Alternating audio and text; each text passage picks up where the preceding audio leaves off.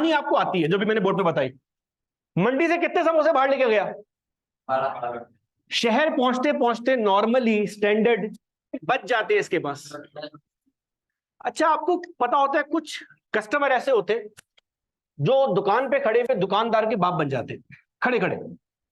अक्सर आपने देखा होगा चिप्स वाले के पास भी ऐसे बच्चे होते हैं खड़े हुए, 10 रुपए के, 20 रुपए के, 30 रुपए के लेंगे चिप्स, लेकिन जब तक बन रहे होंगे तब तक 300 रुपए के चिप्स जो है वो खा जाएंगे। अब शर्मिंदगी की बात है, अगले के चिप्स आप फोड़ रहे हैं, ठीक है ना, और सोफिस्टिकेटेड किस्म से जो है वो काम कर रहे हैं, उसको भी पता है, आपको भी पता है कि आप गलत काम कर रहे हैं, लेकिन अब आपने अपनी खफत भी जो है वो छुपानी है, तो ये लोग साथ में बातें कर रहे होते हैं। लाला मौसम कितना अच्छा चल रहा है, बता देते हैं आप। अब वो बेचारा दिल में बोल रहा है दे तो रहा हूं भत्ता, और क्या है। मतलब अब ये होता है ये बातें करेंगे, और सुना आपके जो है वो कितने बच्चे हैं, और ये सी आप बच्चा क्या कर रहे हो, सीए कर रहा हूँ, बातें करते करते जब फोड़ रहे बन रहे, दुकानदार की कॉस्टिंग कर रहा होता है। ऐसा ये कस्टमर आपकी दुकान पे खड़ा हो गया और उसने बोला भाई ये 48 रुपए का क्यों बेच रहे? तो आप दुकानदार थे, आपने उसको समझाया कि अल्लाह के बंदे, मैं मंडी से 12 पीस लेके बाहर निकला, लेकिन 2 पीस रास्ते में जाया होते ही होते, तू भी लेकर आएगा ना तो भी तुम्हारे भी जाया होंगे। तो मैं 480 को 12 से डिवाइड करने के बजाय किससे डिवाइड करता हूं? तो 40 रुपए का आइटम मैं 48 रुपए का इसलिए चार्ज करता हूं क्योंकि वो 8 रुपए नॉर्मल लॉस का है जो आपने पे करना है, वरना मैं अपनी जाती बात बिजनेस को बंद कर दूंगा, आप भी स्टार्ट करेंगे, आपको भी अपना बिजनेस बंद करना पड़ेगा। ये कस्टमर से आपने पैसे रिकवर करने ही करने। लेकिन अगर इस पूरी कहानी में मैं एक ट्विस्ट और ऐड कर दूं, ट्विस्ट ऐड कर दूं कि शहर आने के बाद, शॉपर खुलने के बाद 10 पीस बच गए, मैंने 480 को 10 से डिवाइड करके 48 की कॉस्ट बाहर निकाल दी, लेकिन मुझे पता चला कि वो जो 2 पीस वेस्ट हुए ना, इनकी वो हालत तो नहीं है जो हालत मार्केट से निकलने से पहले हुआ करती थी। लेकिन अगर मैं इनको इस कंडीशन में, जिस कंडीशन में ये है, स्क्रैप के तौर पे बेच दूं, तो ये तकरीबन 10 रुपए का एक पीस बिक सकता है। अभी भी लिया कितने का था मैंने? पूरा वेस्ट हो रहा था, मैंने 80 रुपए का नुकसान फैला के 48 रुपए कर दिया पर यूनिट, लेकिन 10 रुपए का बिक सकता है। मुझे बताया अगर 10 रुपए का बिक सकता है तो यहां पर मुझे बेनिफिट होना स्टार्ट हो रहा है। ऐसे बेनिफिट ऐसे हो रहा है कि मैंने 10 समोसे बेची, मेरी जेब में कितना पैसा आया? 48 रुपए के हिसाब से 480 पूरे हो गए, और 10 रुपए का स्क्रैप बेचा, 10 रुपए का 500 रुपए आ गए, ज्यादा पैसे आ गए। तो वो जो कस्टमर दुकान पे खड़ा हुआ है ना, वो बहस करेगा, वो आपसे बहस ये करेगा, बोलेगा नॉर्मल लॉस की कॉस्ट कौन बेयर करता है? कस्टमर, मैं खुद। तो नॉर्मल लॉस का जो स्क्रैप का पैसा आएगा उसका बेनिफिट कौन लेगा? तो अब क्या होगा, आज तक आपने जितने भी सवालात किए प्रोसेस के, उसमें आपका जितना भी नॉर्मल लॉस हुआ करता था वो भाप बन के, धुआं बन के उड़ रहा था। हम चाय बना रहे थे, हम आइसक्रीम बना रहे थे, हम कोई भी ऐसे प्रोसेस में काम कर रहे थे जहां नॉर्मल लॉस बचता नहीं है। लेकिन अगर हमारी जो है वो कसाई की दुकान है, अगर हम बकरा काट रहे हैं, या अगर हम शुगर केन का जूस प्रोड्यूस कर रहे हैं, तो शुगर केन का जो रॉ मटेरियल बच जाता है वो स्क्रैप में बिक सकता है। जो आपका वो होता है कसाई, वो जो खाल अपनी बाहर जो है वो निकालता है, जो पीस बाहर निकालता है, वो सारा कचरा मार्केट में बिक सकता है। वो कचरा बेचकर भी कुछ पैसा हमारे पास इनपुट की फॉर्म में आता है।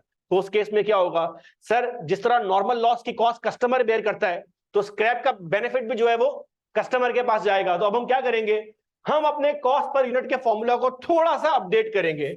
नई कहानी आई है, नई कहानी में हम बोलेंगे cost per unit is total cost incurred, वो जो पहले हुआ करती थी वो तो है ही है, डिवाइडेड बाय एक्सपेक्टेड आउटपुट। बस एक चीज इसमें ऐड कर दो, माइनस एक्सपेक्टेड स्क्रैप प्रोसीड्स। जो पैसा एक्सपेक्टेशन के अंदर आना था, तो होगा क्या सर, आपने इसको एक्सपेक्टेड आउटपुट से डिवाइड करके 12 के बजाय 10 यूनिट से डिवाइड करके नॉर्मल लॉस की कॉस्ट कस्टमर पे ट्रांसफर कर दी। लेकिन स्क्रैप से आप अपनी कॉस्ट को कम करेंगे, तो कम करने से क्या होगा, वो जो बेनिफिट है वो कस्टमर के पास जाएगा। तो समोसे वाली एग्जांपल, टोटल कॉस्ट मैंने कितनी इनकर की थी मेरे बेटे? 480 रुपए, ऐसा ही है। एक्सपेक्टेड आउटपुट मेरे पास क्या थी? 10 यूनिट। या आपने पहले भी किया हुआ है, लेकिन अब क्या हो गया, स्क्रैप में 2 यूनिट सेल हो रहे हैं, तो एक्सपेक्टेड स्क्रैप कितना है सर? 2 यूनिट वेस्ट होंगे और 10-10 रुपए के हिसाब से सेल होंगे, मतलब 20 रुपया। तो 480 minus 20 divide by 10 samosa, 46 per unit. मेरे बच्चे पहले कितनी कॉस्ट आ रही थी? अब कितनी कॉस्ट आ रही है? 2 रुपए से कॉस्ट कम हो गई। कॉस्ट कम होने का मतलब है कस्टमर को बेनिफिट मिला है। तो कस्टमर को बेनिफिट क्यों मिला मैं बताता हूं। स्क्रैप में आपने कितने का बेचा? 20 रुपए आ गए। आपने 20 रुपए को 10 यूनिट पे स्प्रेड कर दिया। आपने कहा हर यूनिट पे कस्टमर को 2 रुपया बेनिफिट दो। क्यों? 40 रुपए का आइटम तुम 48 का इसलिए चार्ज किया करते थे क्योंकि कस्टमर लॉस बेयर करेगा। तो फिर 48 का आइटम 46 का इसलिए सेल कर रहे हो क्योंकि कस्टमर उसका बेनिफिट भी लेगा। तो अपने रजिस्टर में जाके एक छोटी सी बात नोट करो, हेडिंग लगा के प्लीज। अब जो नया टॉपिक स्टार्ट हो रहा है जिसका टाइम खत्म हो चुका हुआ है, लेकिन हेडिंग नोट कर लो कम से कम, क्योंकि आपने कॉन्सेप्ट पे बात कर ली। अब इस पे हम सवाल सॉल्व करेंगे। प्रोसेस अकाउंट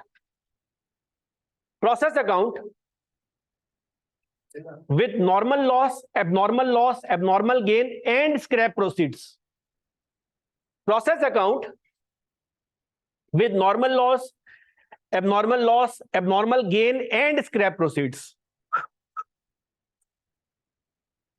ये माइक फारिग हो गया यार, दो ना। Process account with normal loss, abnormal gain and scrap proceeds. अच्छा मेरे बच्चों, जिन लोगों ने लास्ट लेक्चर नहीं लिया हुआ क्योंकि टाइम टेबल का इशू आ गया था, अभी तक जो आपने 6 एग्जांपल किए ना, ये 6 एग्जांपल का नाम ये था process account with normal loss, abnormal gain. आपने स्क्रैप के साथ नहीं देखा। अब क्या होगा, जब स्क्रैप आएगा तो वो नॉर्मल लॉस को भी तंग करेगा और स्क्रैप सेल भी होगा, तो एंट्रीज बढ़ना स्टार्ट होंगी। फिर जब स्क्रैप आएगा तो एबनॉर्मल लॉस का जो आपने टी अकाउंट बनाया था वो अकाउंट लंबा होना स्टार्ट हो जाएगा और वो एबनॉर्मल गेन को चेंज करना स्टार्ट करेगा। तो अब ये पूरी कहानी सिर्फ स्क्रैप की वजह से होगी चेंज। आप सिर्फ कॉन्सेप्ट पॉइंट नोट करें। कुछ कॉन्सेप्ट पॉइंट आपके पास पहले से होंगे तो आप उससे फड्डा करेंगे, सर ये तो हमारे रजिस्टर में है। बेटा रजिस्टर के अंदर नहीं होना चाहिए, खोपड़ी में होना चाहिए। तो आहिस्ता आहिस्ता आप इस चीज के अंदर हाफिज हो जाएंगे। पहला पॉइंट नोट करें प्लीज। नॉर्मल लॉस की कॉस्ट कस्टमर बेयर करता है, एबनॉर्मल लॉस की कॉस्ट कंपनी बेयर करती है। पहला पॉइंट लिखें, नॉर्मल लॉस की कॉस्ट कस्टमर बेयर करता है, नॉर्मल लॉस की कॉस्ट कस्टमर बेयर करता है,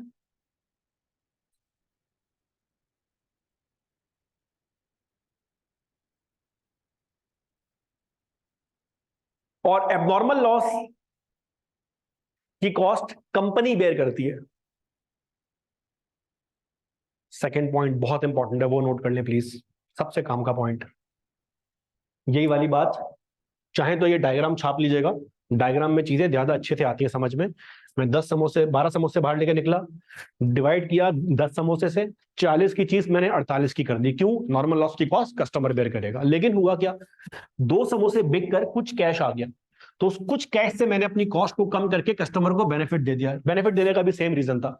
अगर नॉर्मल लॉस की कॉस्ट कस्टमर बेयर कर रहा है तो नॉर्मल लॉस के स्क्रैप का बेनिफिट भी कस्टमर के पास जाएगा। तो सेकंड पॉइंट नोट करें, नॉर्मल लॉस की स्क्रैप प्रोसीड्स का बेनिफिट, नॉर्मल लॉस की स्क्रैप प्रोसीड का बेनिफिट कस्टमर को मिलेगा। नॉर्मल लॉस की स्क्रैप प्रोसीड्स का बेनिफिट कस्टमर को मिलेगा।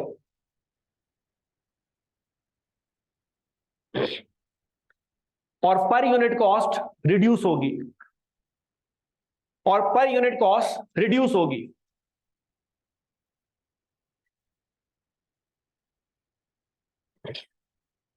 दैट्स इट क्लास, इसको यहीं तक रखें। कल हमारी रेगुलरली नॉर्मली क्लास होती है, इस क्लास नहीं होगी। वो जो मैंने आपको अपनी वाइफ की सर्जरी का बताया था वो आज या कल में होनी थी, तो कल उन्होंने बोला कि बुध को होगी, तो मैंने आज क्लास लगा ली।